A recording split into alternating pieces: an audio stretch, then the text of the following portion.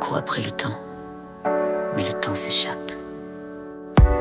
La terre parle, doucement puis crie.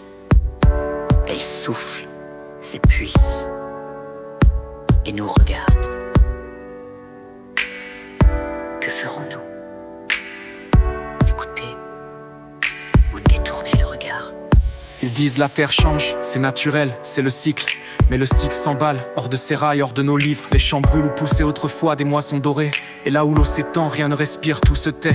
On pourrait réadapter, échanger des graines, des idées. Cultiver ce qui résiste, importer ce qui survit. Mais ce n'est qu'un pansement sur un corps à bout de souffle. Un espoir fragile, prêt à s'effondrer sous le poids de nos excès. Que faisons-nous?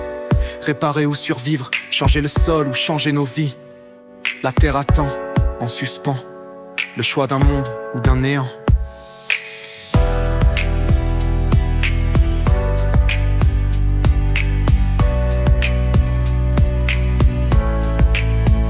Les régions s'entrelacent, des échanges nécessaires, du quinoa pour les sols secs, du riz pour les plaines inondées. Une danse fragile, orchestrée par la raison. Mais la raison suffira-t-elle quand nos cœurs brûlent de désir? Ce qu'on veut n'est pas toujours ce dont on a besoin.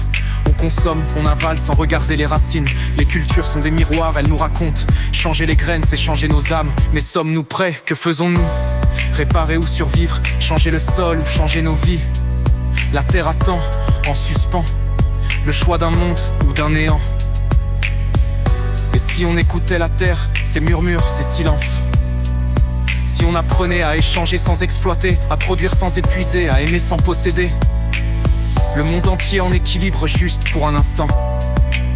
Mais l'équilibre n'est qu'un souffle, sans changement profond. Ce souffle s'éteindra, ce n'est pas une solution, juste un répit, un instant pour choisir ce que nous deviendrons. Réparer ou survivre, changer le sol ou changer nos vies.